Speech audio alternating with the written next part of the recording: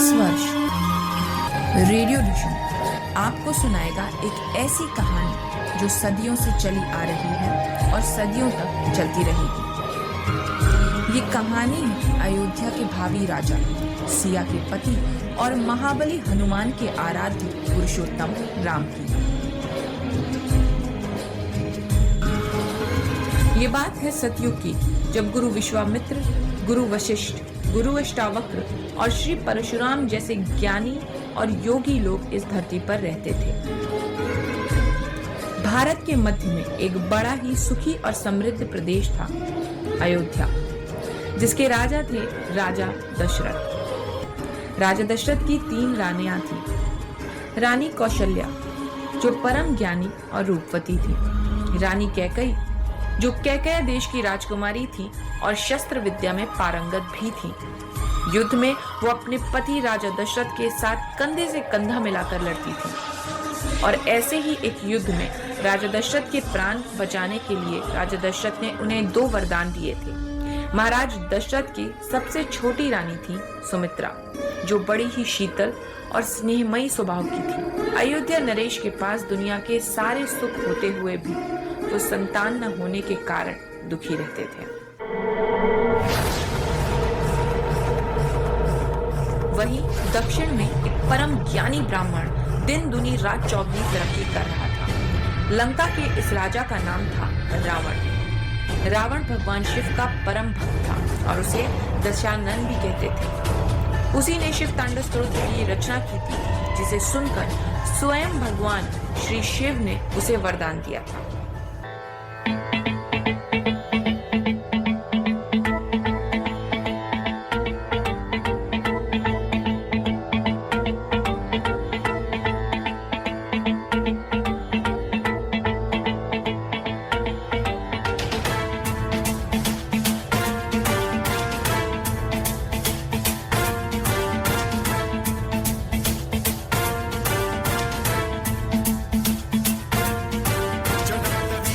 जलम प्रवाह पावितस्थले कलेवलं व्यलंबितां भुजंगमट्टमट्टमन्निनादमट्टमर्वयं चकार चण्डताण्डवं तनोतु नः शिवः शिवम्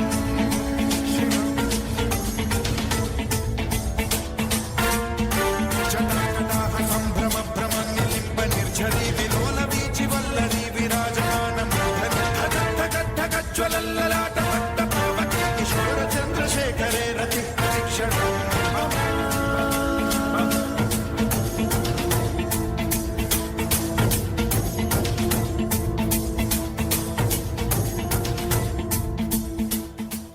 पर ताकत, ज्ञान और पैसे के साथ साथ रावण में अहंकार भी आने लगा था। उसके बुरे कर्म दिन ब दिन बढ़ते जा रहे थे। पतिव्रता पत्नी मंदोदरी के समझाने के बाद भी वो दिन ब दिन और अत्याचार करता जा रहा था। सही और गलत के बीच की लकीर धुंधली सी होती जा रही थी और उसके पापों का घड़ा भर चुका था।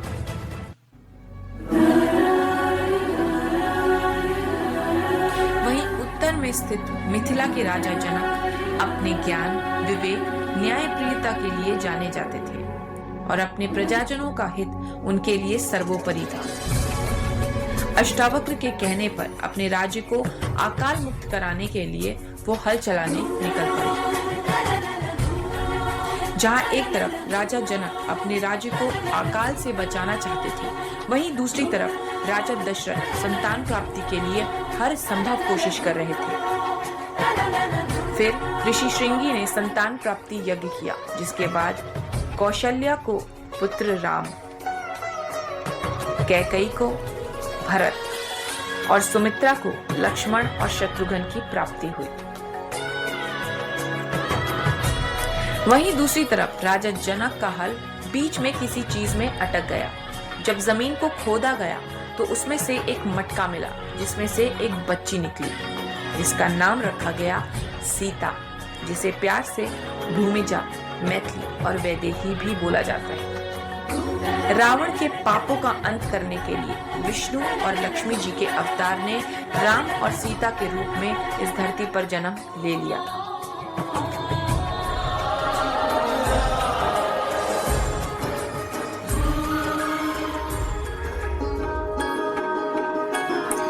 अयोध्या में राजा दशरथ अपने चारों पुत्रों की अटखेलियां देखकर भाव विभोर हो रहे थे।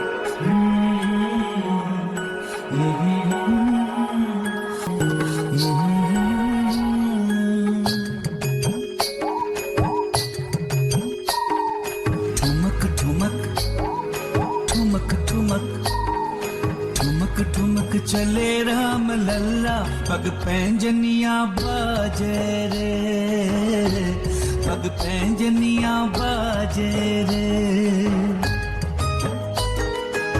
सुंदर बाल रूप अति सोहे, सहज ही त्रिभुवन को मन मोहे। सुंदर बाल रूप अति सोहे, सहज ही त्रिभुवन को मन मोहे। शेष सहस मुख बरन सके ना, चंदा सूरज लाजे, पग पैंजनिया बाजे रे, पग पैंजनिया बाजे रे।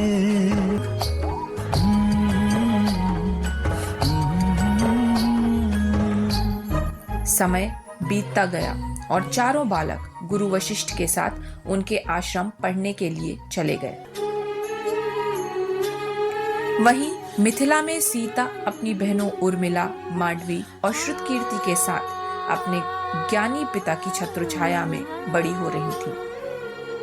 भूमि जा जानकी जनक सुता सीता, भूमि जा जानकी जनक सुता सीता। क्षितिज भूमि अवनि जा, क्षितिज भूमि अवनि जा, सुनैना सुता सीता। एक दिन खेलते खेलते सीता जी अपनी बहनों के साथ पूजा घर जा पहुंची और वहां उन्होंने एक बहुत बड़ा सा धनुष देखा, जिस पर बड़ी सारी धूल जमी थी। ये धनुष कोई साधारण धनुष नहीं था, ये खुद महादेव का धनुष था, जिसकी रक्षा का उत्तरदायित्व राजा जनक के पूर्वजों को दिया गया था। धनुष पर धूल देखकर सीता जी ने उसे उठाया और उसकी सफाई करने लगी। ये देखकर राजा जनक अचंभित हो गए, क्योंकि बड़े बड़े योद्धा भी इस धनुष को हिला नहीं पाते थे, जो धनुष उनकी पुत्री सीता ने इतनी सहजता से उठा लिया था। उसी समय राजा जनक अपनी पत्नी सुनैना से बोले, सीता का स्वयंवर उसी व्यक्ति से होगा जो इस धनुष की प्रतिष्ठा चढ़ाएगा। समय बीतता गया और वो वक्त भी आ गया जिसका इंतजार तीनों माताएं बड़े लंबे वक्त से कर रही थीं। चारों बालक गुरुकुल से लौट आए और अयोध्या में उनका धूमधाम से स्वागत किया गया।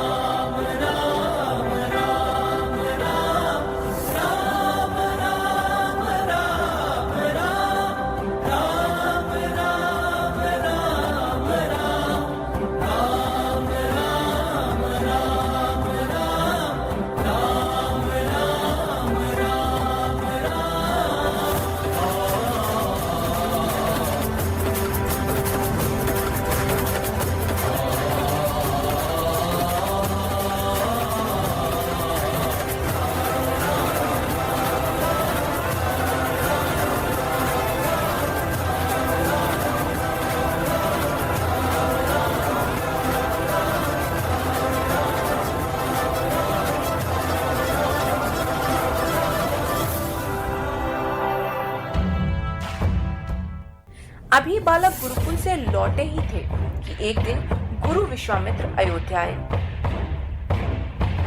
उनको सभा में देखकर महाराज दशरथ बहुत प्रसन्न हुए और अयोध्या में उनका ससम्मान स्वागत किया।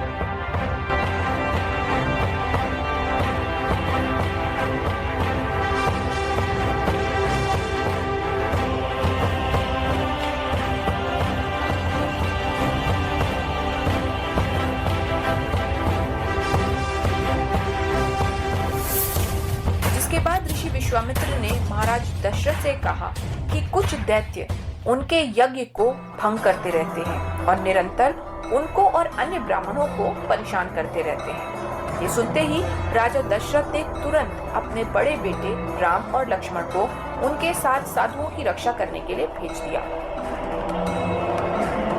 पिता की आज्ञा लेकर दोनों पुत्र ऋषि विश्वामित्र के साथ निकल पड़े।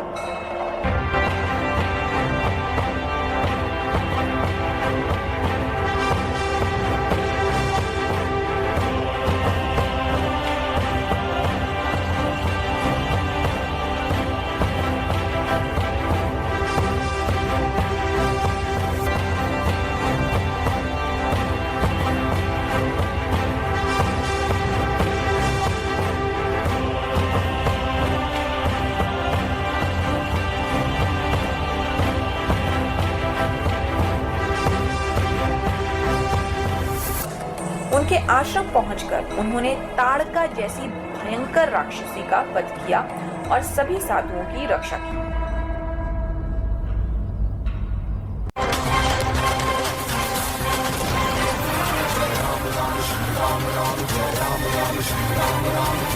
रंजित वसुधालाल मचा हुआ है हाहाकार, राम नाम करे कन्या पार, राम लला की जय जयकार, राम लला की जय जयकार, राम लला की जय जयकार। उठे धनुष और चले खड़ग, कटे शीश फिर गिरे है धड़, जय घोष हुआ है महासमर, जय घोष हुआ अब महारण।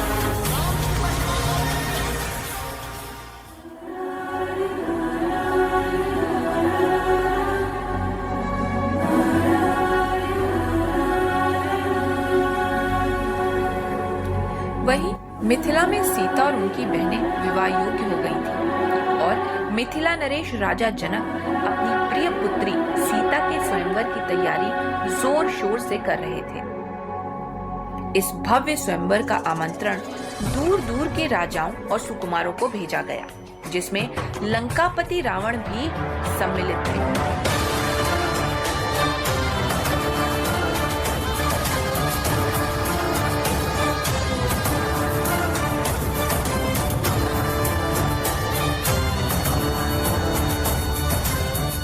इसके साथ साथ ऋषि विश्वामित्र से भी इस स्वयंवर का हिस्सा बनने का अनुरोध किया गया। क्योंकि उस वक्त राम और सुमित्रा नंदन उनके साथ थे, तो ऋषि ने उन दोनों को अपने साथ आने के लिए कहा।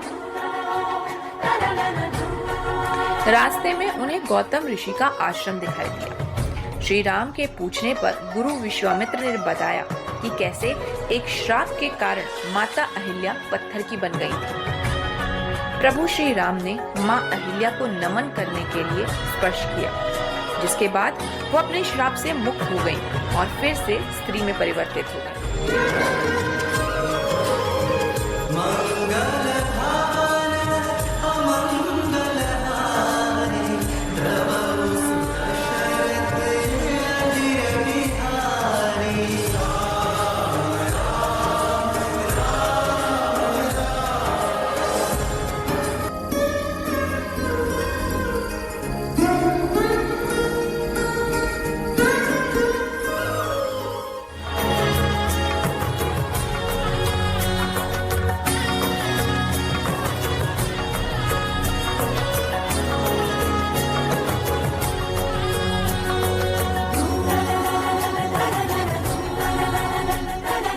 मिथिला पहुंचते ही ऋषि विश्वामित्र ने राम और लक्ष्मण को वाटिका में उनका इंतजार करने को कहा, जब तक वो राजा जनक से भेंट करके आते हैं।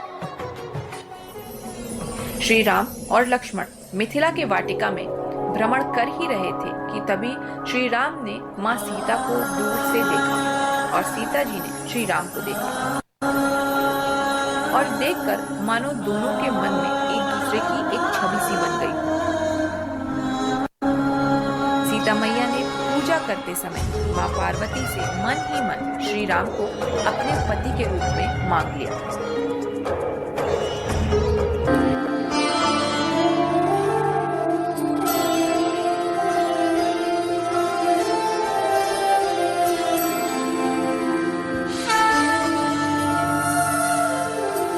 जय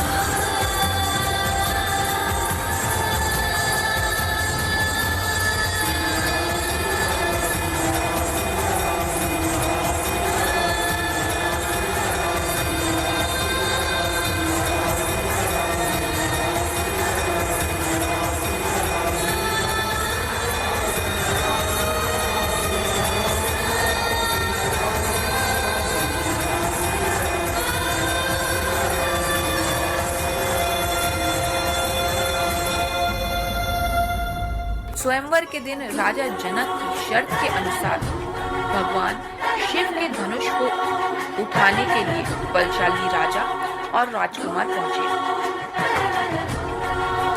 इन राजाओं में लंकापति रावण भी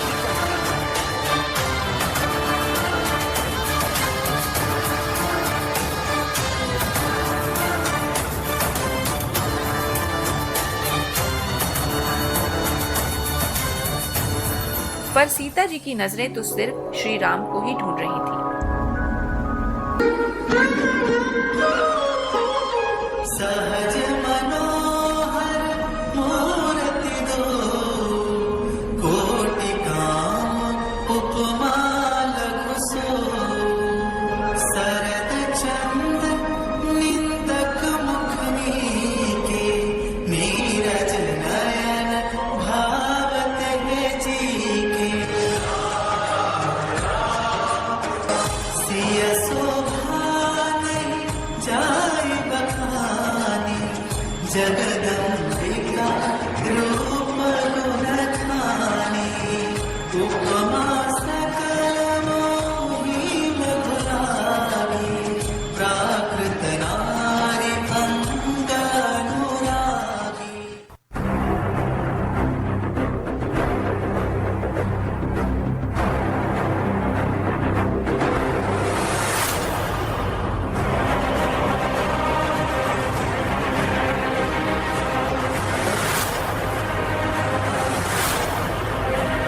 सभी राजाओं ने, सभी राजकुमारों ने बड़े प्रयत्न किए, पर सब के सब असफल रहे।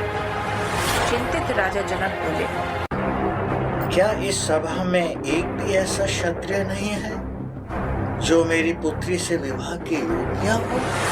मैं इस धनुष पे प्रत्यंचा चढ़ाऊंगा अगर मेरे ज्येष्ठ भ्राता श्री राम मुझे इसकी अनुमति दें। विश्वामित्र समय शुभ जानी, बोले अति स्नेह मैं बानी, उठहु राम भजहु भव चापा, मेटहु तात जनक परितापा।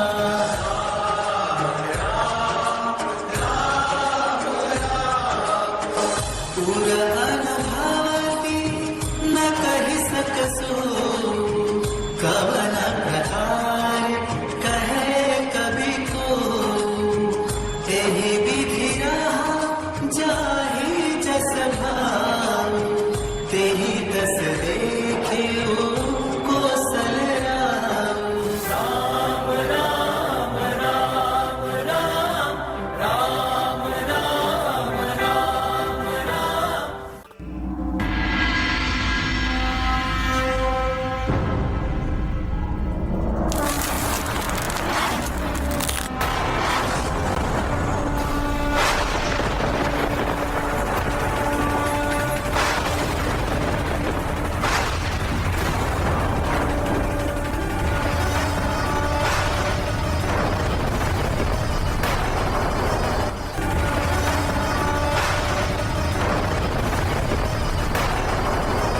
अनर्थ, अनर्थ! किसका इतना दुस्साहस जिसने मेरे आराध्य का धनुष तोड़ा है? प्रभु, आप एक बहुत शुभ अवसर पर पधारे हैं। ऐसे अवसर पर इतना क्रोध उचित नहीं, और एक धनुष के टूटने पर इतना क्रोध? ऐसे धनुष तो हमने कई बचपन में खेल में ही तोड़ दिए। उद्दंड बालक, तू जानता नहीं मैं कौन हूं। मुझे भली भांति ज्ञात है कि आप कौन हैं।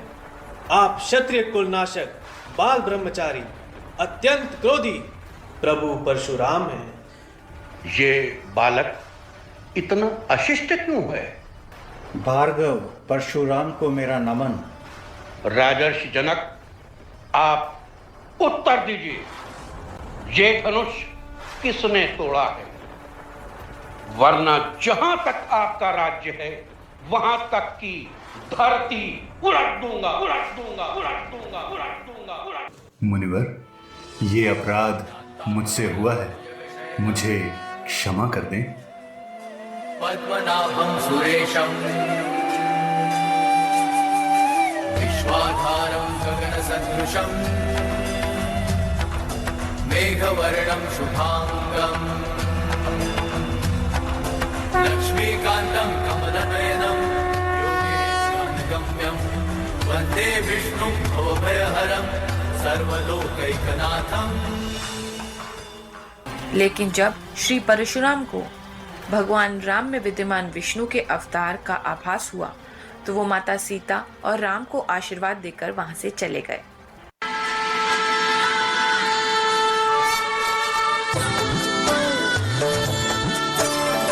राम सिया के शुभ ग्याह की घड़ी है, मिल मंगल गौरी, मिल मंगल गौरी।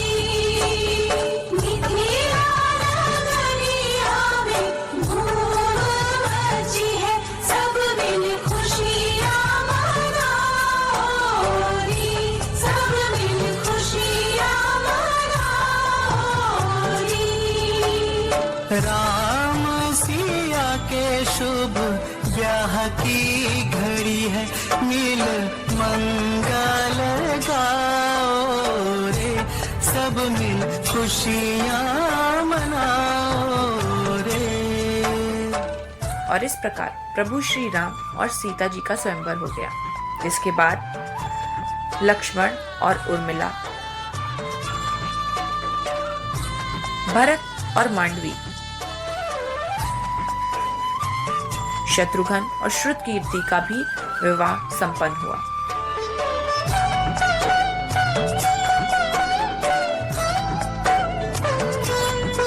संग चार भाई रूप सोहे, वर वधू सुख धाम है।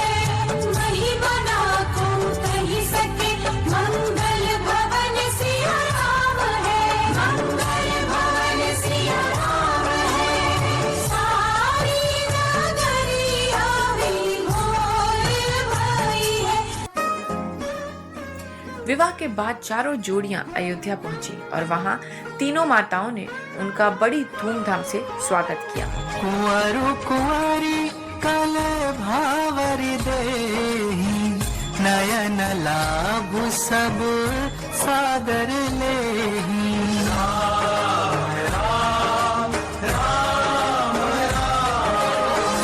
जाई न बरनी मनोहर जोरी, जो उपमा कछु कहो सो थोरी।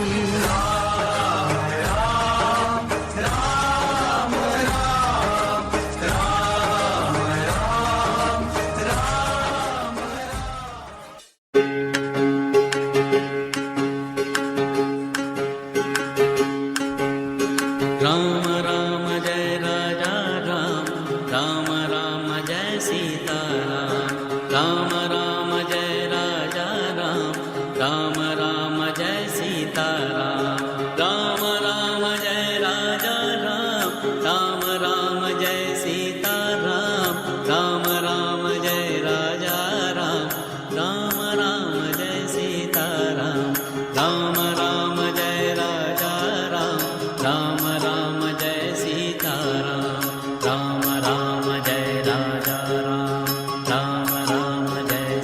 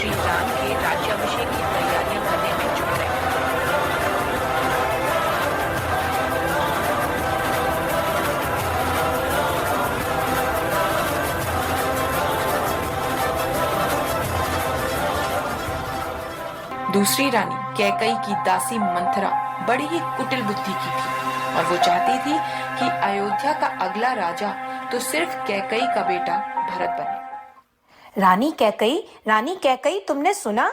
महाराज राम का राज्याभिषेक करने वाले हैं। ये तो बड़ी प्रसन्नता की खबर है। ये लो, रख लो। अपना हार रहने दीजिए रानी। कौन सा राजकुमार भरत राजा बनने वाले हैं? राम के राजा बनते ही वैसे भी रानी कौशल्या यहाँ की राजमाता बन जाएंगी और हम सबको उनकी आज्ञा का पालन करना होगा।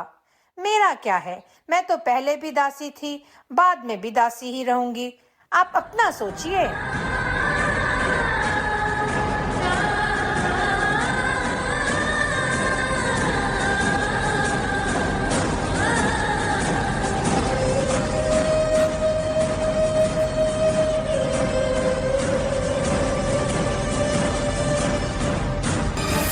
जैसे ही महाराज दशरथ को पता चला कि रानी कैकई कोप भवन में है, वो तुरंत उन्हें वहां मिलने पहुंच गए। हे कैकई, तुम इतनी व्यथित क्यों हो? स्वामी, आज मुझे मेरे दोनों वरदान चाहिए। बस इतनी सी बात? मांगो, हम रघुवंशी हैं, प्राण जाए पर वचन न जाए। पहला वचन, राजा आप मेरे पुत्र भरत को ही बनाएंगे। राम के होते हुए ये कैसे हो सकता है? और दूसरा वचन, आप पुत्र राम को 14 वर्ष के वनवास पर भेजेंगे।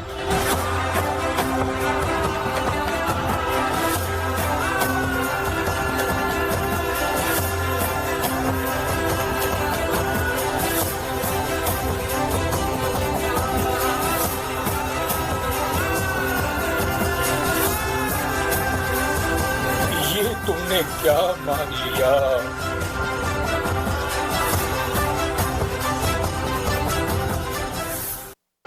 भगवान विष्णु और माता लक्ष्मी के धरती पे जन्म लेने से पहले ही मानो उनकी नियति का फैसला हो गया था। एक दिन राजा दशरथ आखेट के लिए जंगल गए। उसी जंगल में श्रवण कुमार नाम का एक मात्र पितृभक्त युवक अपने नेत्रहीन माता और पिता को अपने कंधों पर बैठाकर तीर्थ यात्रा के लिए निकला था। अचानक से उस युवक के पिताजी बोले, बेटा प्यास लगी है, पानी पिला दो। उसी समय शिकार पर निकले राजा दशरथ ने नदी के पास हलचल देखी तो उन्हें लगा कोई हिरन है और उन्होंने निशाना साधा और तीर चला दिया।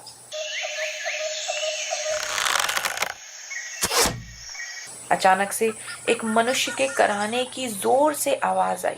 महाराज दशरथ घबराते हुए वहां पहुंचे और उन्होंने घायल श्रवण कुमार को देखा और वो विचलित हो गए। हे पुत्र, तुम कौन हो और इस घने जंगल में नदी किनारे क्या कर रहे हो? तुम्हारी हलचल देख मुझे लगा कोई मृग है। हे राजन, मेरे नेत्रहीन माता पिता वहाँ प्यासे मेरी प्रतीक्षा कर रहे हैं। क्या आप उन्हें पानी पिला देंगे? घबराते हुए महाराज दशरथ वहां पहुंचे और शांतनु और मलाया को पूरा सच बताया। सच सुनने के बाद मानो दोनों के नेत्रों से अश्रु बाण बहता ही जा रहा हो और बहते अश्रुओं को पोंछते हुए शांतनु ने कहा, हे राजन, मैं आपको ये श्राप देता हूँ कि जिस प्रकार आपने हमें पुत्र से दूर किया है, एक दिन आप भी अपने पुत्र से दूर होने का कष्ट सहेंगे। जहाँ एक तरफ राजा दशरथ पूरी तरह टूट गए थे, वहीं दूसरी तरफ माता कैकई को अपने द्वारा किए गए पाप का बोध तक नहीं था। उन्होंने रघुनंदन श्री राम को पूरी बात बताई, जो सुनते ही प्रभु श्री राम अपनी माता से बोले, माँ, आपको पिताजी से वचन मांगने की कोई आवश्यकता ही नहीं थी। आप कहती तो मैं यूं ही वनवास के लिए चला जाता। इसके बाद श्री राम अपनी माता कौशल्या के पास गए और उनका आशीर्वाद लिया और वनवास प्रस्थान की आज्ञा भी मांगी। तभी वहां उनके छोटे भाई सुमित्रा नंदन लक्ष्मण आए और उनके साथ जाने को तैयार हो गए। भैया, जहाँ आप जाएंगे ये लक्ष्मण भी वहीं जाएंगे। माता सुमित्रा की आग्रह पर प्रभु श्री राम लक्ष्मण को अपने साथ ले जाने के लिए मान गए। दूर से इस दृश्य को देख रही सीता बोल पड़ी, हे दशरथ नंदन, मैं सुख और दुख दोनों में आपकी भागी हूँ, अतः मैं भी आपके साथ चलूंगी।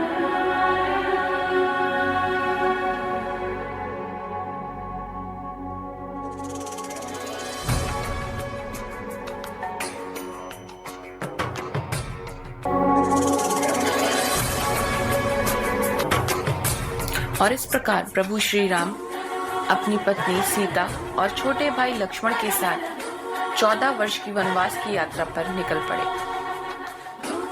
उधर अयोध्या में जैसे मानो दुख के बादल छा से गए हों। श्री राम अयोध्या से निकलकर गंगा के तट पर पहुंचे और वहां उन्होंने केवट को देखकर कहा, क्या आप हमें ये नदी पार कराएंगे? हे प्रभु, अवश्य कराऊं, पर उससे पहले मैं आपके चरण धोऊंगा, क्योंकि आपने अपने चरणों के स्पर्श से माता अहिल्या को पत्थर से इंसान बना दिया। कहीं आपके चरणों के स्पर्श से मेरी नौका बदल गई तो मैं धनार्जन कहाँ से करूँगा?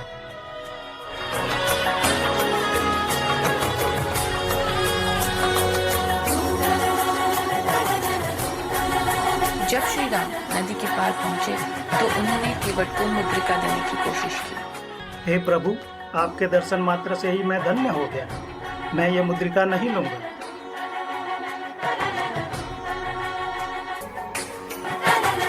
राम, सीता और लक्ष्मण चित्रकूट में निवास करने लगे। वहीं अयोध्या में पुत्र से दूरी पिता से सही नहीं गई और उनका देहांत हो गया। छोटे भाई भरत जब अयोध्या पहुंचे तो मां कैकेयी से लड़ पड़े और बड़े भाई श्री राम को ढूंढने निकल पड़े। लोगों से पूछते पूछते आखिरकार वो चित्रकूट पहुंचे, जहां वो प्रभु श्री राम से मिले।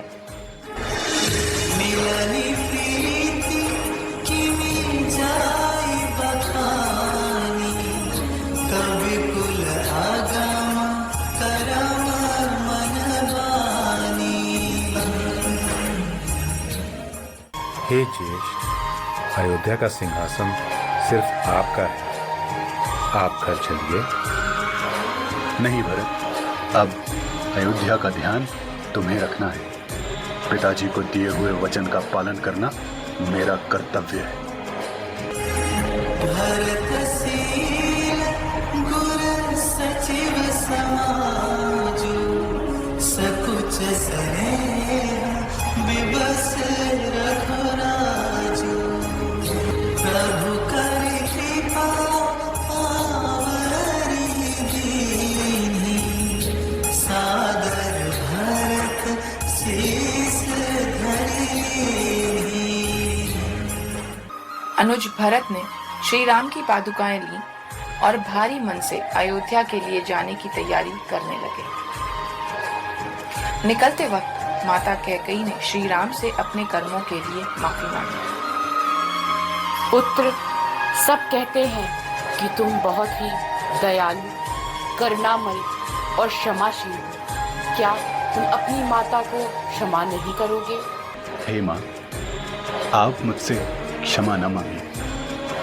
समस्त जगत की निंदा लेकर आपने मुझे मेरे सही मार्ग पर भेजा, इसके लिए मैं आपका सदैव आभारी रहूंगा। प्रभु पद बंदी दो भाई, चले शीस धरि राम रजाई। मुनि तापस बन देव निहोरी, सब सन्मानी बहोरी बहोरी। रघुकुल रीत सदा चली आए, प्राण जाए पर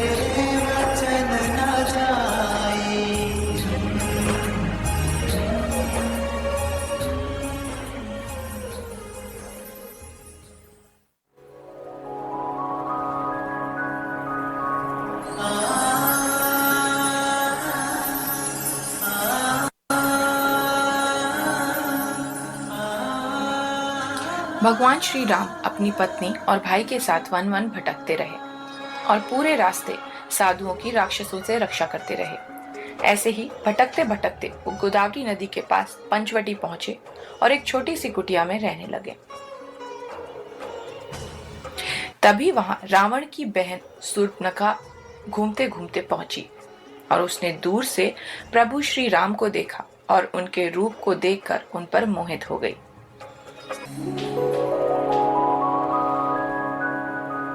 यह निर्भीक पुरुष कौन है? यह तो मेरे भैया के नाम से भी नहीं डरता। मैं तो इसी से विवाह करूंगी। हे राजन, मैं आपसे विवाह करना चाहती हूँ। मुझे क्षमा करें देवी, मैं एक विवाहित पुरुष हूँ और वो मेरी पत्नी है। अगर आप चाहें तो मेरे छोटे भाई से पूछ सकती हैं। वीर तो आप भी प्रतीत होते हैं। आपके भैया तो विवाहित हैं, तो क्या आप मुझसे विवाह करेंगे? मैं अपने भैया और भाभी का दास हूँ। जो मुझसे विवाह करेगी उसे मेरे भैया और भाभी की सेविका बन के रहना होगा।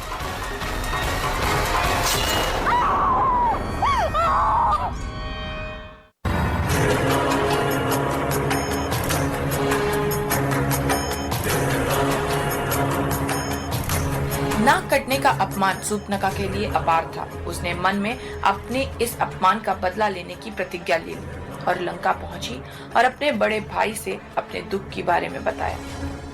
भैया, उस वनवासी राम ने मेरी नाक काट दी, मेरा रूप मुझसे छीन लिया, उसका वध कर दीजिए। ये तो मेरी बात पर ध्यान ही नहीं दे रहे। कुछ और करना होगा। और भैया, उस वनवासी राम की पत्नी सीता इतनी रूपवान है कि उसे किसी देश की रानी होना चाहिए।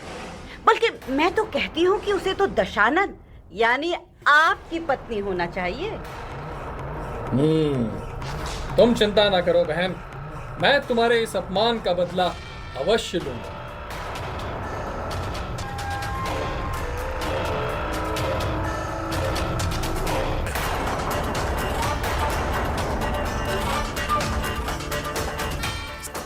देवी सीता के रूप का वर्णन सुनकर रावण खुद को रोक नहीं पाया और अपनी कुटिल बुद्धि का इस्तेमाल करते हुए उसने सीता का हरण करने का मन बना लिया। अपने इस दुष्ट कार्य में उसने मारीच को भागीदार बनाया। मारीच को रूप परिवर्तन का वरदान मिला हुआ था। हालांकि मारीच ये करना नहीं चाहता था, परंतु उसे पता था कि वो मना करेगा तो रावण उसका वध कर देगा और अगर हाँ करेगा तो प्रभु श्री राम उसका वध करेंगे, जिसके बाद वो स्वर्ग जाएगा। इसलिए उसने मारीच को एक स्वर्ण मृग का वेश धरकर माता सीता के पास भेजा।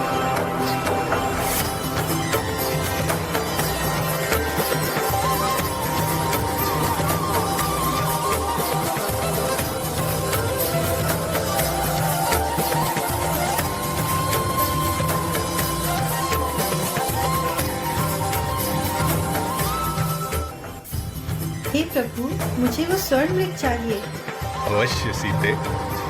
भैया, ये किसी असुरी शक्ति का छलावा लगता है। आप वहां मत जाइए। हे अनुज, तुम व्यथित मत हो, मैं जल्द वापस आऊंगा, पर मैं तुम्हें सीता की सुरक्षा का दायित्व देता हूँ।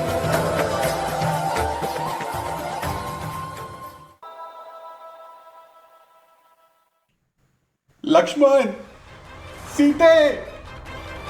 हे लक्ष्मण, लगता है तुम्हारे भैया को कुछ हुआ है। उनके पीछे जाओ।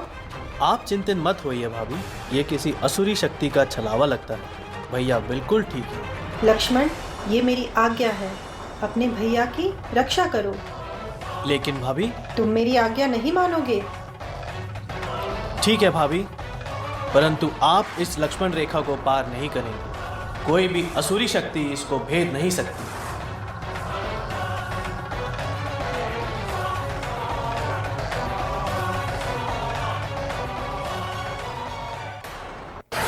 लक्ष्मण के वन की ओर जाते ही जैसे रावण का बिछाया हुआ जाल काम कर गया और वो तुरंत साधु का रूप धरकर माता सीता के पास आया और बोला, भिक्षाम देहि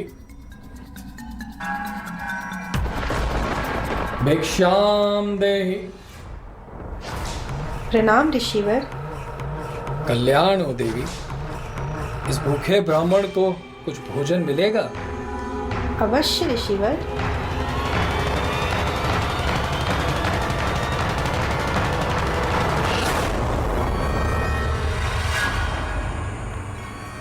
ये लीजिए ऋषिवर।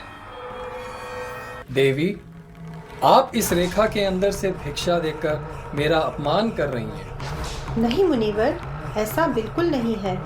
ये रेखा मेरे देवर लक्ष्मण ने मेरी सुरक्षा के लिए खींची है और मुझे इसे पार ना करने का अनुरोध किया है।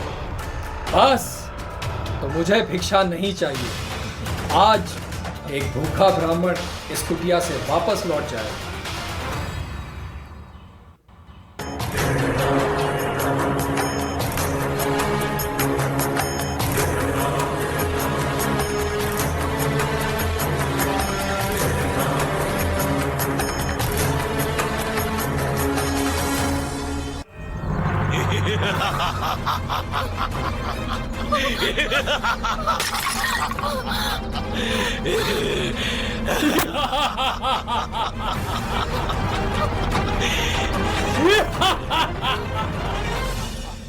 हे दशरथ नंदन, मुझे बचाइए।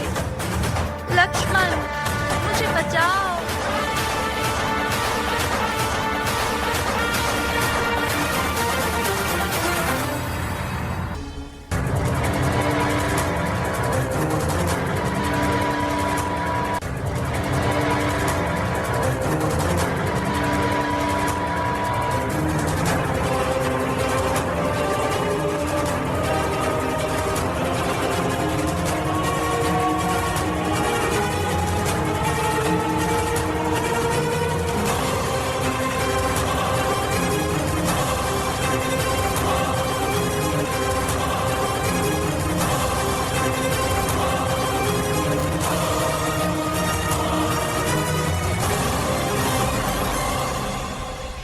प्रभु राम, मुझे बचाओ।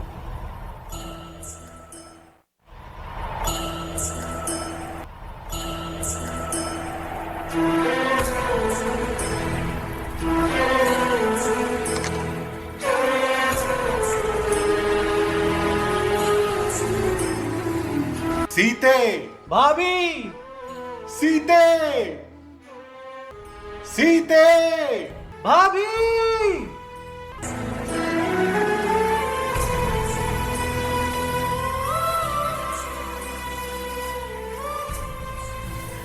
व्यथित और चिंतित राम और लक्ष्मण माता सीता को ढूंढते हैं और वहीं उनकी भेंट घायल जटायु से होती है और वो प्रभु श्री राम को पूरी बात बताते हैं।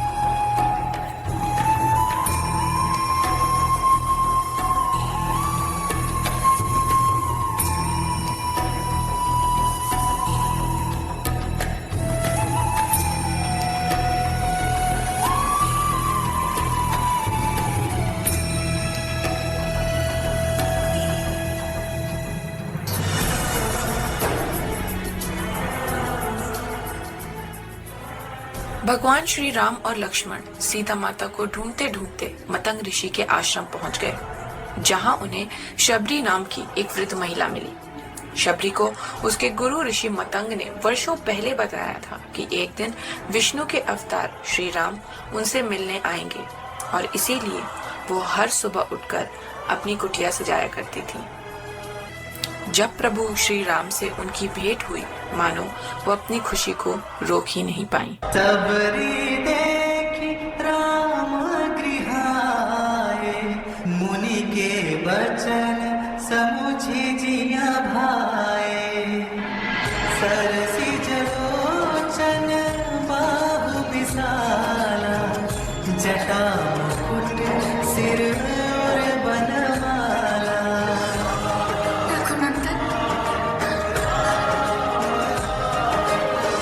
श्याम गौर सुंदर दो भाई, सभी परिचय लपटाए। पानी जोरी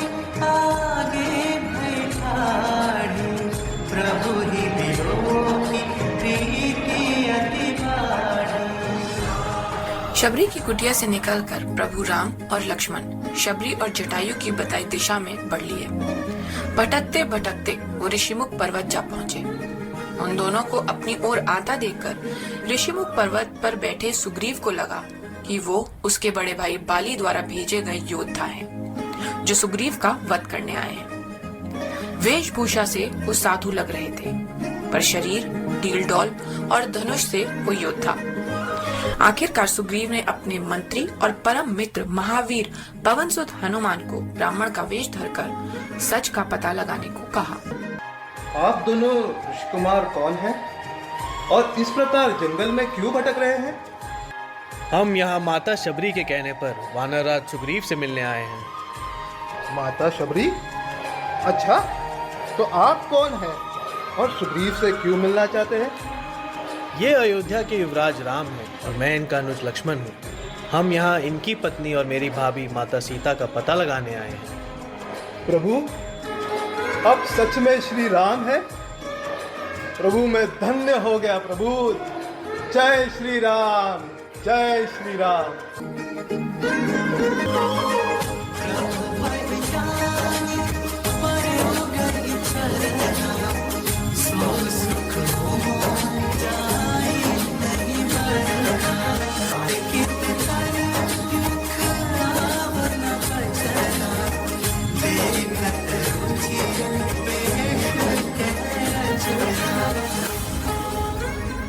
इसके बाद हनुमान ने श्री राम और सुग्रीव की भेंट कराई और तब सुग्रीव ने श्री राम को अपनी व्यथा बताई कि कैसे उनके बड़े भाई महाबली बाली ने उसकी पत्नी को बंधक बनाकर रखा हुआ था और उसे उसी के राज्य से बाहर निकाल दिया था। बाली के डर से वो ऋषिमुख पर्वत पर आकर छुप के रहने को मजबूर हो गया था। यदि मेरे पास राजपाट होता तो मैं अपनी पूरी वानर सेना को माता सीता का पता लगाने भेज देता। मित्र, हमें हनुमान ने तुम्हारी व्यथा बता दी है और सबसे पहले हम उस अत्याचारी बाली का वध करेंगे। सुग्रीव और जामवंत श्री राम को महाबली बाली को मिले वरदान के बारे में बताते हैं, जिसके अनुसार जो भी बाली से युद्ध करेगा उसकी आधी शक्ति बाली की हो जाएगी, इसलिए सीधा युद्ध करके बाली को नहीं हराया जा सकता। तब प्रभु श्री राम ने बाली को मारने के लिए एक योजना बनाई। श्री राम के बताए अनुसार सुग्रीव अपने भाई बाली को युद्ध के लिए ललकारता है।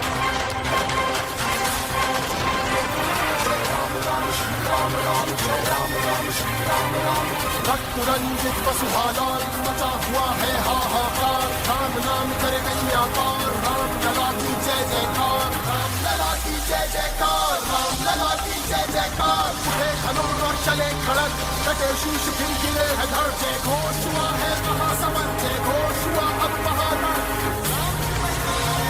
लेकिन जब दोनों युद्ध करते हैं, प्रभु श्री राम सुग्रीव और बाली में अंतर ही नहीं कर पाते और घायल सुग्रीव लौटकर ऋषिमुख पर्वत पर जाकर झुंझलाकर श्री राम से पूछता है, प्रभु, अगर आपको बाली को मारना ही नहीं था तो मुझे वहाँ भेजा क्यों? हे मित्र, तुम और तुम्हारा भाई इतने समान दिखते हो कि अपने बाण से कहीं भूलवश मैं तुम्हें न भेज दूं, इस भय से मैंने बाण ही नहीं चलाया। फिर प्रभु श्री राम सुग्रीव को एक बार दोबारा भेजते हैं, लेकिन इस बार संकेत के लिए एक माला पहनाकर भेजते हैं। जय श्री राम, जय श्री राम, जय श्री राम।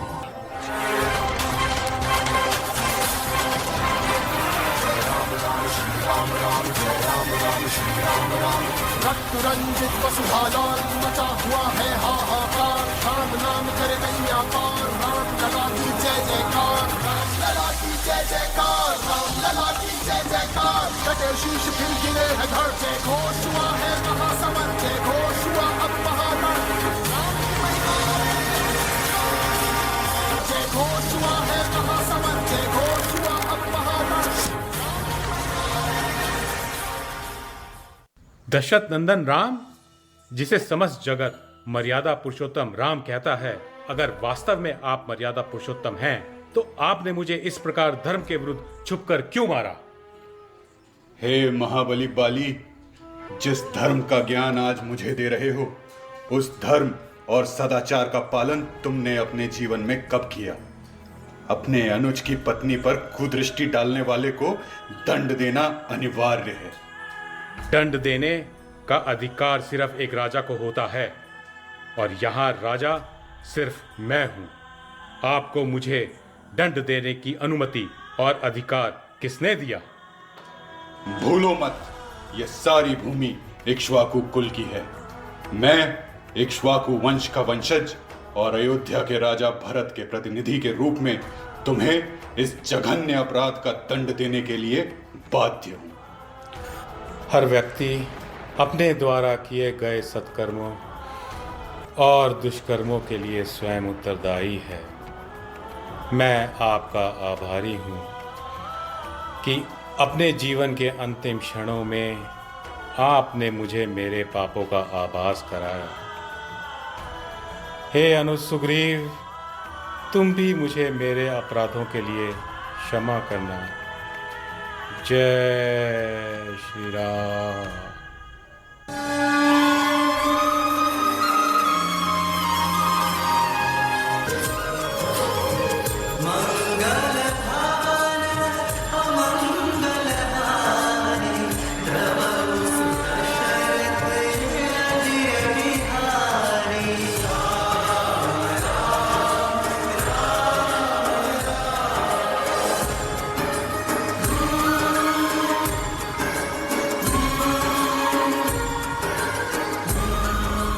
और इस प्रकार श्री राम महाबली बाली का वध करके सुग्रीव को राजा और तारा को रानी बनाते हैं। जय श्री राम, जय श्री राम, जय श्री राम।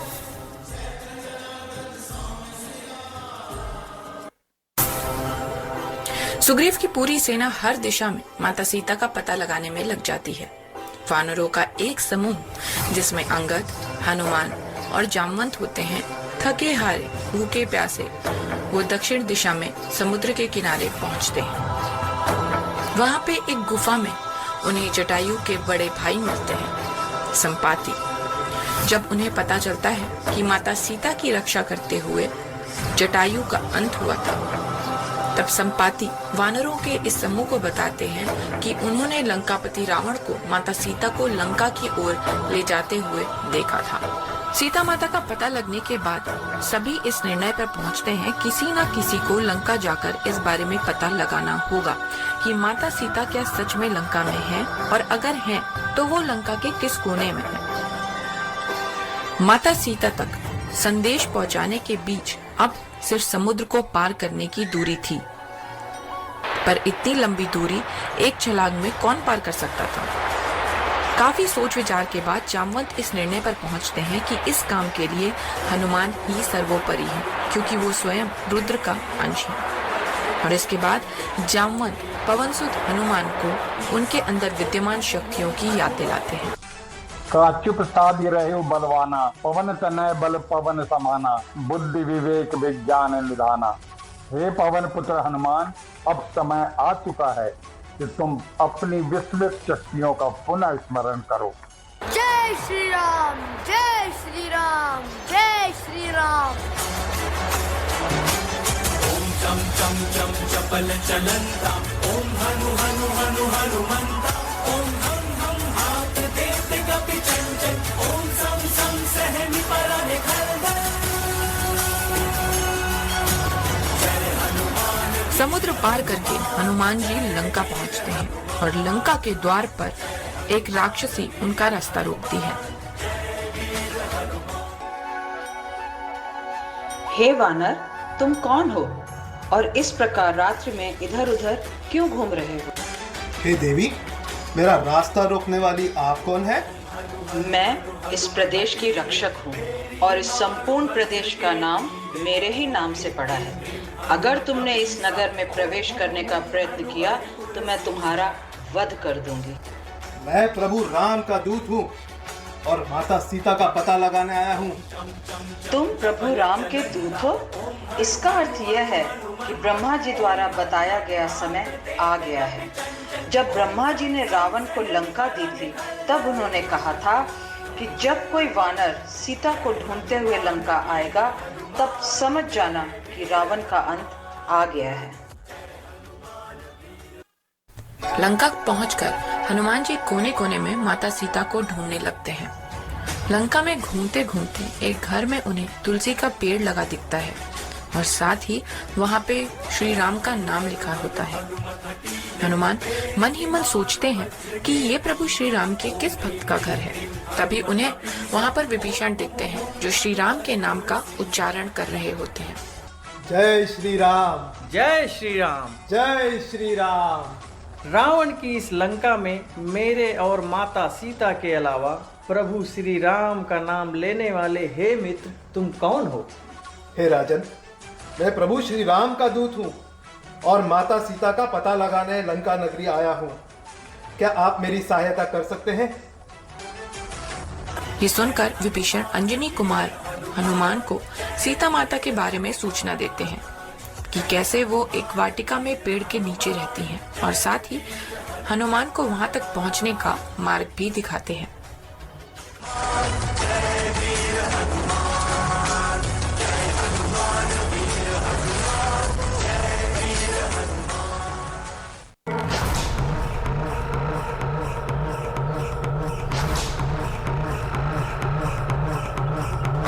सीता, मैं तुम्हें कितने समय से समझा रहा हूँ कि उस राम को भूल जाओ और मुझसे विवाह कर लो। दुराचारी, अभी भी समय है। मुझे ससम्मान मेरे पति के पास जाने दे और उनकी शरण में चले जा। दशरथ नंदन बड़े ही क्षमाशील हैं, वो तुम्हें अवश्य क्षमा कर देंगे। तुम्हारे राम ने तुम्हें वन वन भटकने के सिवा दिया क्या है? तुम मुझसे विवाह कर लो, मैं तुम्हें सोने की लंका की रानी बना दूंगा।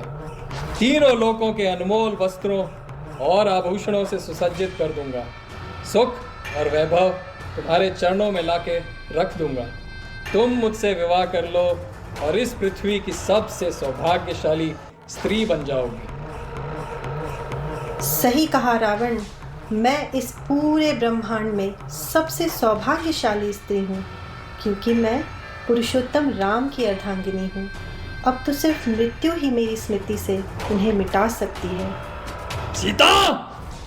आप जैसे पराक्रमी को एक स्त्री पर प्रहार करना शोभा नहीं देता।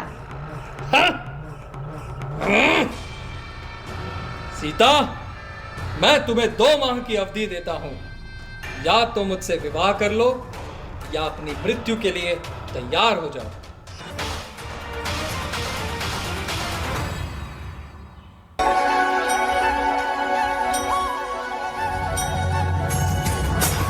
विभीषण से सीता माता के बारे में पता लग करके हनुमान जी अशोक वाटिका पहुंच जाते हैं और उनके पास रावण, उसकी पत्नी मंदोदरी और कुछ राक्षसियां खड़ी थीं।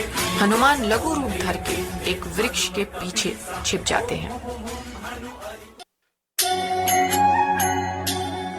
सीता पुत्री, तुम कुछ खा लो। दिन रात ये क्या सोचती रहती हो? मैं मन ही मन अपने पति के साथ सुंदर वनों का भ्रमण करती हूँ।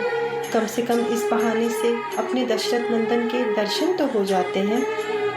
पुत्री, तुम भोजन कर लेना। अब मुझे जाने की अनुमति दो।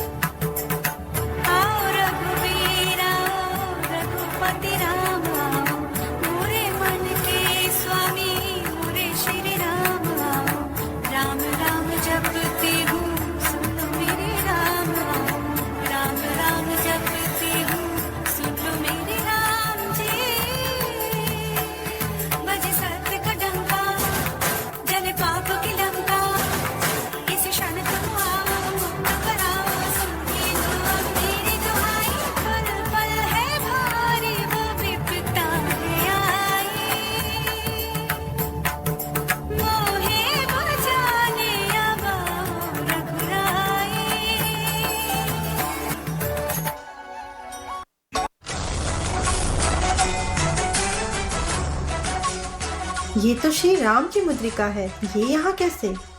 कहीं ये उस कपटी रावण की कोई नई माया तो नहीं? जय श्री राम, जय श्री राम। इस प्रकार मेरे प्रभु का नाम लेने वाला इस लंका में कौन है?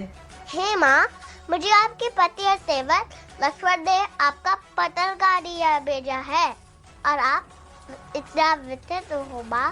प्रभु श्री राम है, पूरी वानर सेना आपको लेना आ रही है। हे पुत्र, क्या बाकी सारे वानर भी तुम्हारी तरह है? पुत्र, मुझे अपने प्रभु राम के पराक्रम पर पूर्ण विश्वास है, पर तुम और बाकी वानर इन क्रूर और विशालकाय असुरों का सामना कैसे करोगे? माँ, आपके नेत्र बंद कीजिए।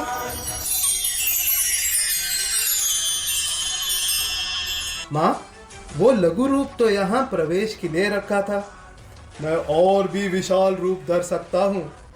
अगर आप चाहे तो मैं आपको यहाँ से ले जा सकता हूँ। नहीं पुत्र, अब तो मेरे रघुनंदन ही इस पापी रावण का वध करके मुझे लंका से ले जाएंगे। ठीक है माँ, मैं प्रभु श्री राम तक आपका संदेश पहुँचा दूंगा, पर उससे पहले हे माँ, मुझे भूख लगी है, कुछ फल खा लूं? अवश्य खाओ, पर यहाँ के राक्षसों से बच के रहना।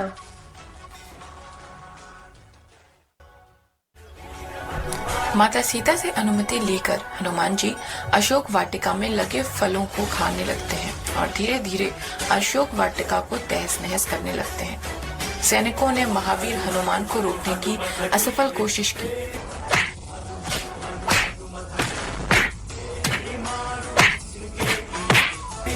फिर आए रावण के छोटे बेटे अक्षय कुमार, जिनको हनुमान ने मार गिराया।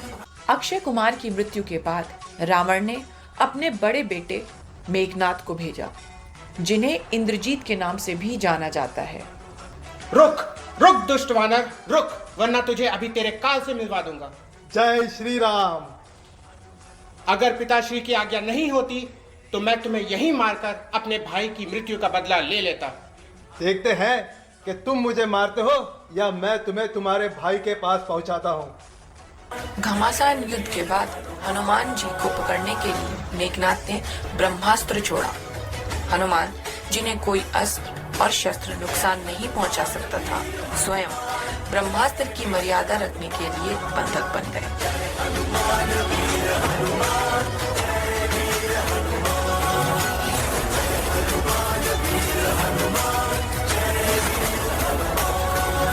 हनुमान जी को बंदी बनाने के बाद सभा में प्रस्तुत करता है, जहां रावण हनुमान जी को भूमि पर स्थान ग्रहण करने के लिए कहते हैं।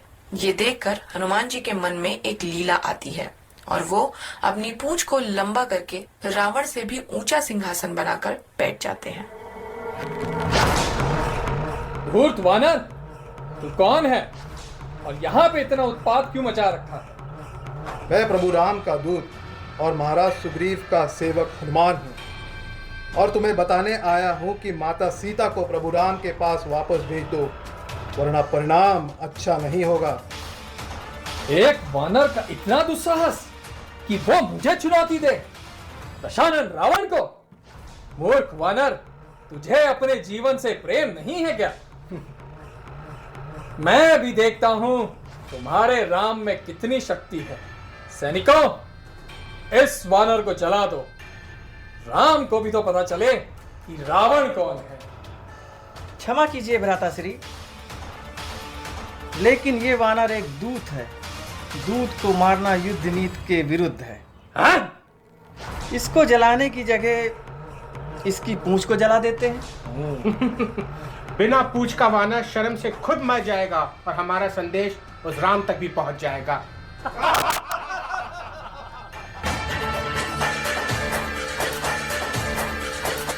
जैसे ही लंकावासी हनुमान जी की पूंछ पे तेल डालते जाते हैं, वैसे वैसे हनुमान जी अपनी पूंछ और लंबी करते जाते हैं। वो अपनी पूंछ इतनी लंबी कर देते हैं कि पूरे लंका का सारा तेल खत्म हो जाता है। इसके उपरांत जैसे ही उनकी पूंछ में आग लगाई जाती है, वो अपना रूप छोटा कर लेते हैं और एक छत से दूसरी छत कूद कर पूरी लंका में आग लगा देते हैं।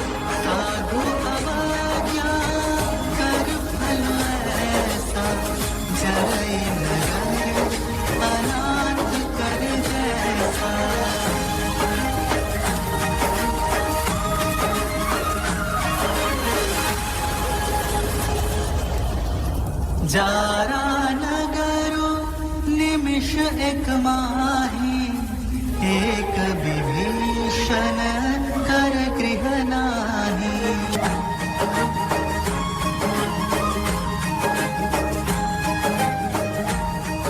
और लंका में आग लगाने के बाद हनुमान जी माता सीता के पास पहुंचते हैं और उनसे आशीर्वाद लेकर और पहचान चिन्ह के लिए चूड़ामणि लेकर चले जाते हैं।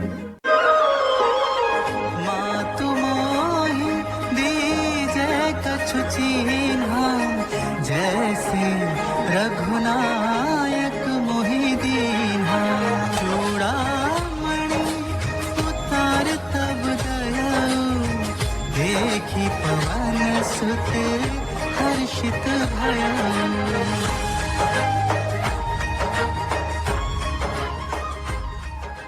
जय श्री राम, जय श्री राम, जय श्री राम। माता सीता से मिलकर जब हनुमान, अंगद और बाकी वानर किष्किंधा पहुँचे तो उनका स्वागत बड़े हर्षोल्लास के साथ हुआ। जय श्री राम, जय श्री राम। प्रभु प्रभु, हनुमान ने माता सीता का पता लगा लिया। चलत मोहि चूड़ामणि दीन्ही, रघुपति हृदय लाई सोई लीन्ही।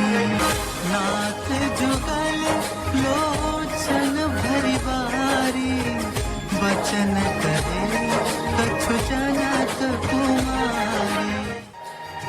हे पवनसुत, मैं इसके लिए तुम्हारा सदैव आभारी हूँ। आज से पूरा विश्व ये जानेगा कि अंजनी पुत्र पवनसुत हनुमान मुझे मेरे प्रिय भ्राता भरत के समान प्रिय है। वहीं दूसरी तरफ लंकापति रावण को विभीषण बार बार समझाने का प्रयत्न करता रहा। माता सीता को श्री राम के पास वापस भेज दे। विभीषण से क्रोधित होकर रावण ने विभीषण को लंका से निकाल दिया। अस कहि चला विभीषण जबहि, आयुहीन भय सब तबहि। जिसके बाद विभीषण समुद्र लांघकर श्री राम के शिविर में पहुंचा। हे दशरथ नंदन, इस प्रकार हमें विभीषण को अपने साथ नहीं मिलाना चाहिए। वो रावण का गुप्तचर भी हो सकता है। हे ऋषपति, लंका में इन्होंने हमारी सहायता की थी। मान्यवर, विभीषण शरणार्थी हैं और धर्म शरणार्थी को शरण देने को कहता है। अगर स्वयं रावण भी शरणार्थी बनकर आता तो उसे भी क्षमा कर देता। पूरी वानर सेना समुद्र के तट पर पहुंच गई, पर सामने आई सबसे बड़ी दिक्कत, क्योंकि इतनी बड़ी सेना समुद्र को पार कैसे करेगी। मैं सागर देवता से अनुरोध करूंगा कि वो हमें मार्ग बताएं। भैया, समय व्यर्थ ना करें, समुद्र के जल को ही सुखा देते हैं, मार्ग स्वयं बन जाएगा। नहीं लक्ष्मण, इस समुद्र में अनेकों जीव जंतु रहते हैं। मैं सागर देवता का आवाहन करूंगा। राम ही संग लक्ष्मण, करत विलंब सिंधु क्षण प्रतीक्षण। प्रभु श्री राम और लक्ष्मण की कई दिनों की घोर तपस्या के बाद भी जब सागर देवता ने रास्ता देने से इनकार कर दिया, तब प्रभु श्री राम को अत्यंत क्रोध आया। अब समस्त धरती देखेगी राम का क्रोध। प्रभु, मुझे क्षमा कर दें।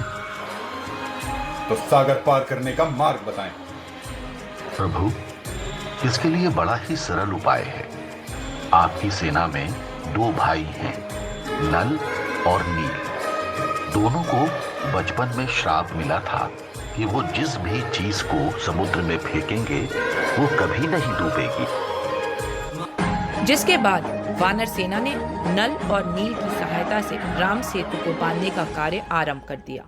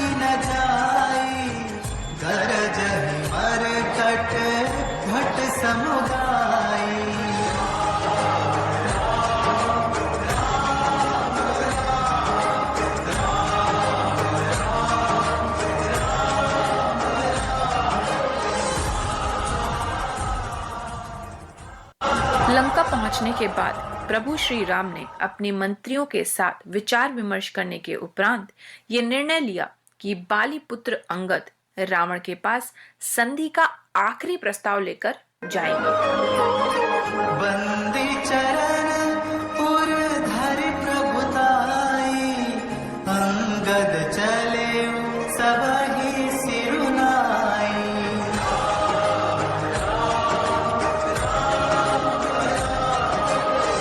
प्रभु प्रताप सहज असंका, रन बांकुरा पाली सुत बंका।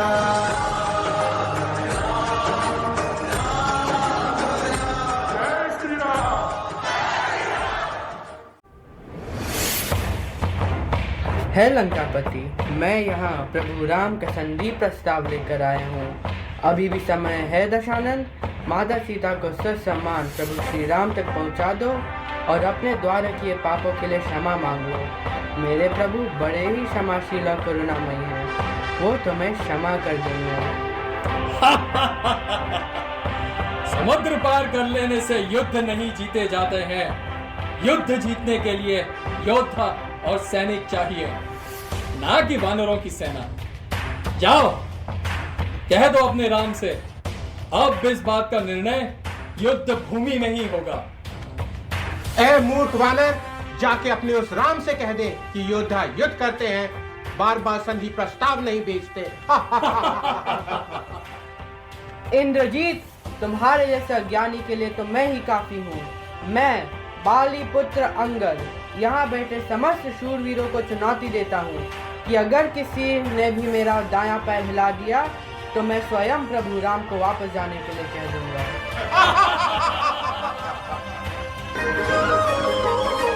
जो मम चरण सकसि सखटारी, गिरहि राम सीता मैं हारी। सुनहु सुभट सब कह दस सीसा, पद गहि धरनि पठारहु कीसा।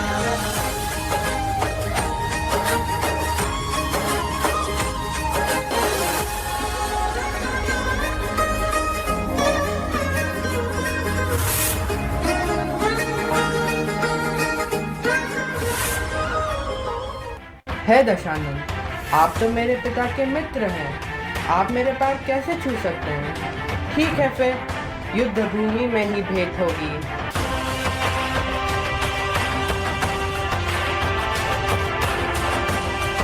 वानर सेना युद्ध करने के लिए पूरी तरह तैयार थी। जय श्री राम। जय श्री राम, जय श्री राम, जय श्री राम, जय श्री राम, जय श्री राम, जय श्री राम। वहीं दूसरी तरफ रावण के असुर भी युद्ध भूमि में पहुंच गए।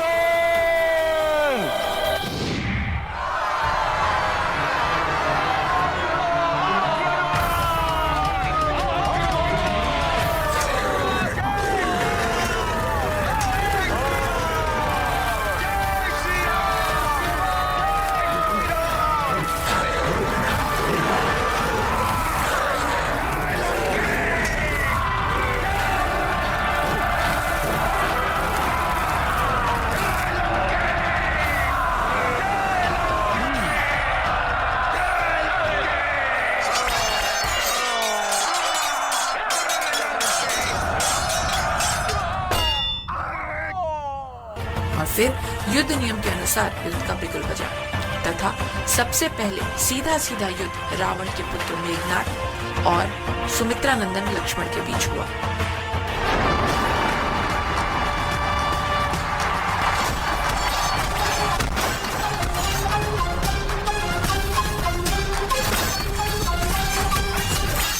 तो तुम मेरे नागपाश से बच गए, लेकिन अपनी मृत्यु से कब तक बचोगे? माया का उपयोग करके तुम कब तक झूठी जीत का दावा करोगे मेघनाद? तुम जानते नहीं तुम किससे लड़ रहे हो। मेरा नाम इंद्रजीत ऐसे ही नहीं पड़ा। मैं इंद्र नहीं हूँ जो तुमसे हार जाए।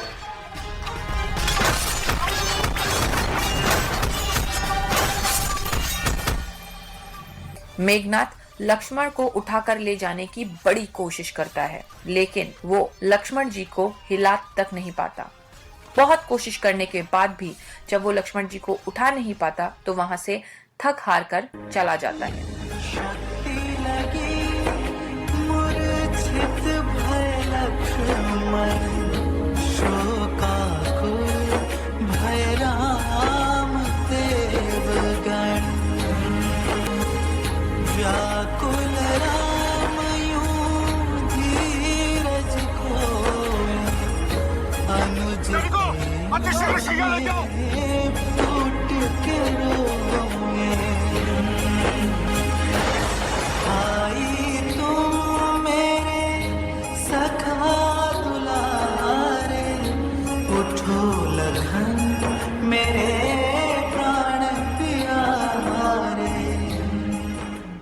इसके बाद लंका से राजवैद्य जी को बुलाया जाता है।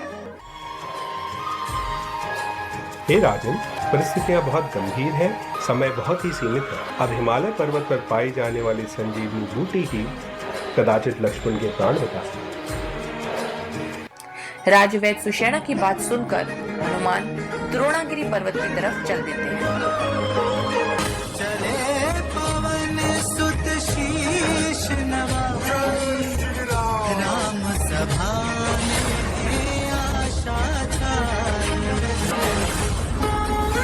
लेकिन जब वो वहां पहुंचते हैं तो उन्हें समझ ही नहीं आता कि संजीवनी बूटी का पौधा कौन सा है। देखी हिमालय शोभा माया, हनुमान के समझ न आया। करे वनस्पतियां अगवानी, लखी न पावे कभी संजीवनी। समय न व्यर्थ करते हुए पवनसुत हनुमान विशाल रूप धरकर पूरा का पूरा पर्वत ही उठाकर लंका की तरफ चल देते हैं।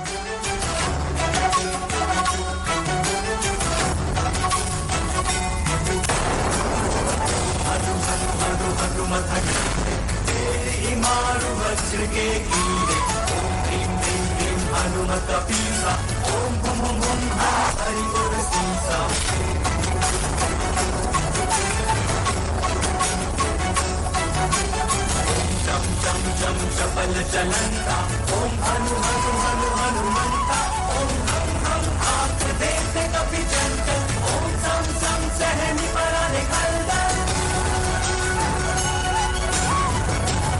जय हनुमान वीर हनुमान, जय वीर हनुमान, जय हनुमान वीर हनुमान, जय वीर हनुमान।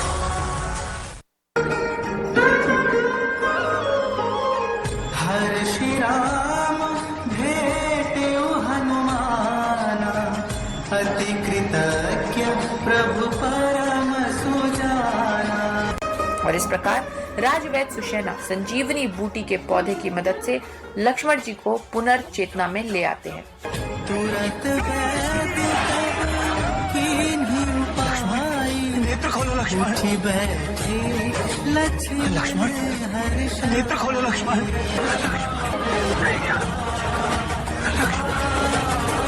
हृदय लाई प्रभु भेट उठाता, हर्ष सकल भालु कपि भ्राता।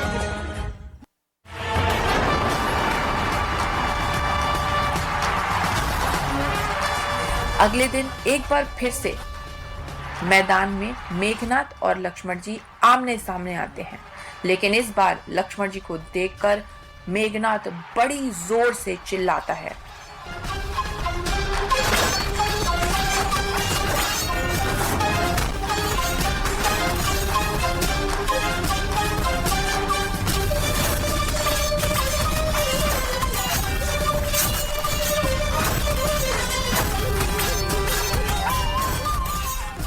लक्ष्मण, तुम 2 बार बच गए।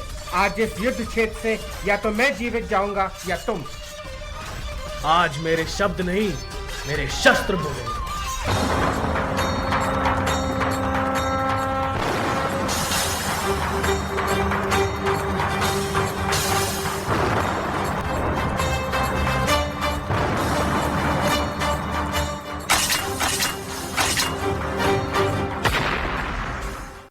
मेघनाथ के अंत के बाद रावण अपने भाई कुंभकर्ण को युद्ध मैदान में भेजता है।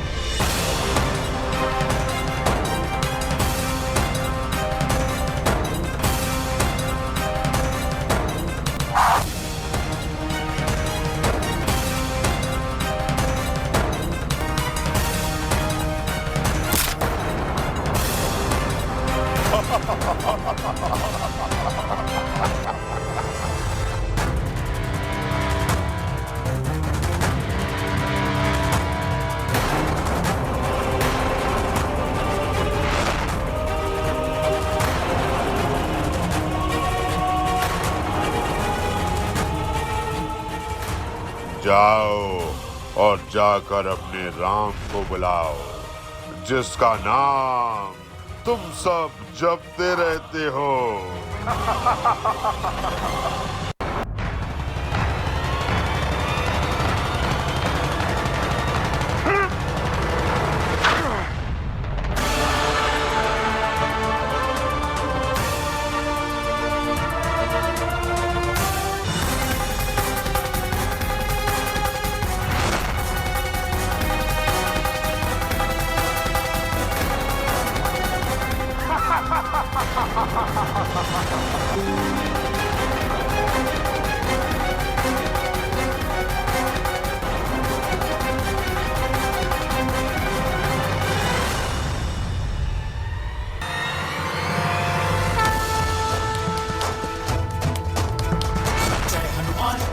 सागर जय कपीस तुम लोग उजागर, रामदूत अतुलित बलधामा, अंजनी पुत्र पवन सुत नामा, महावीर विक्रम बजरंगी, कुमति निवार सुमति के संगी, कंचन बरन विराज सुबेसा, कानन कुंडल कुंचित केसा।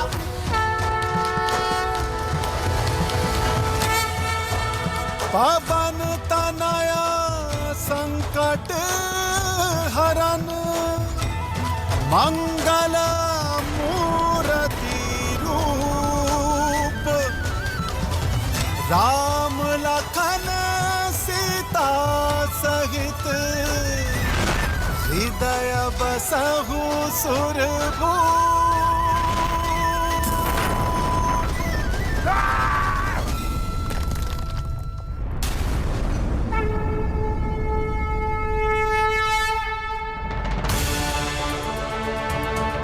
राक्षस राज कुंभकर्ण, आओ, मैं तुम्हारे समक्ष खड़ा हूं। याद रखना, ये युद्ध तुम्हारे जीवन का अंतिम युद्ध है। मैं आज तुम्हारा विनाश कर दूंगा। राम, मैं मारीच या बाली नहीं जिन्हें तुमने यूं ही मार दिया था। ये कुंभकर्ण है जो तुमसे लड़ने आया है।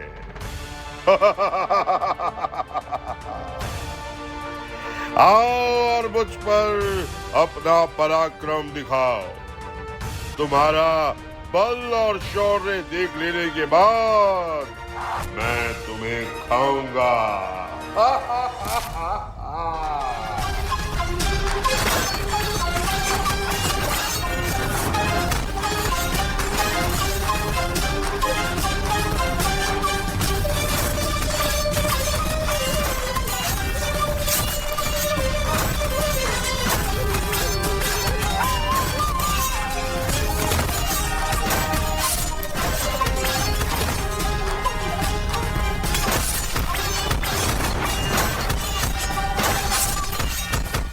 एक एक करके रावण की सेना के सारे सेना नायक स्वर्ग लोक सिधारते जाते हैं।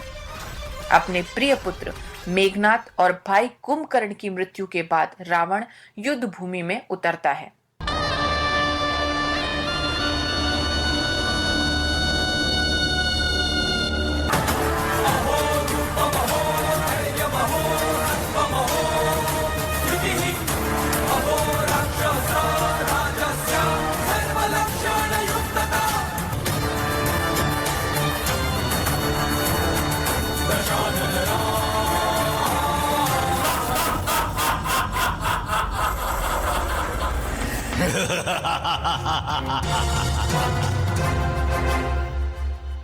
जय श्री राम!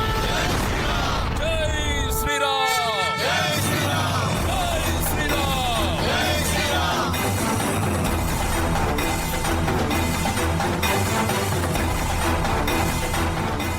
दशानन, अभी भी समय है, युद्ध से पीछे हट जाओ। अपने सारे प्रियजनों को खोने के बाद अब पीछे हटने का मार्ग मेरे लिए बंद हो चुका है। मृत्यु ही एकमात्र विकल्प है, या तुम्हारी या मेरी।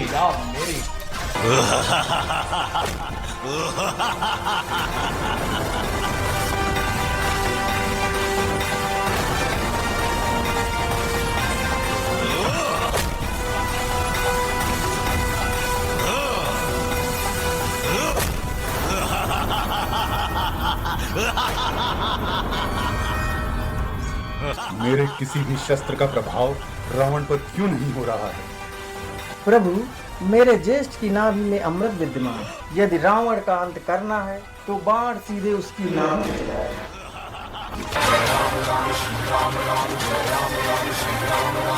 रक्त रंजित वसुधाजाल मचा हुआ है हाहाकार। राम नाम करे मैया पार, राम लला की जय जयकार, राम लला की जय जयकार, राम लला की जय जयकार। उठे धनुष और चले खड़ग, कटे शीश फिर गिरे है धड़। जय घोष हुआ है महासमर, जय घोष हुआ अब महारण।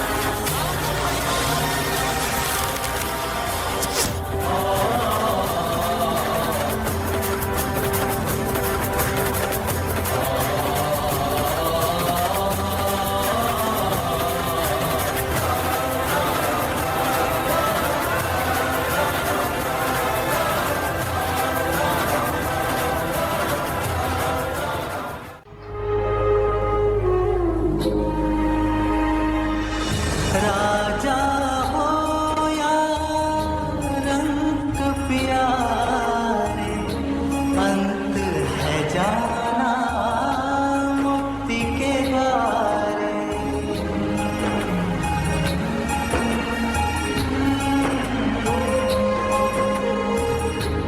विश्व विजेता ज्ञानी रावण आज धरा पर है मरणासन।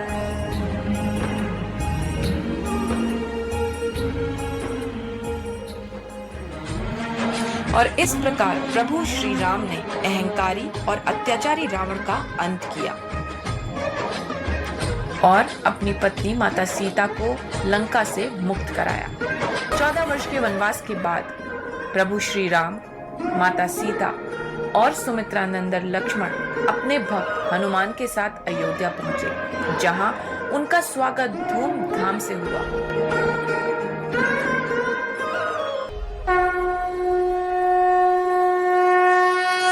कनकधार आरती उतारहि, बार बार प्रभु गात निहारहि।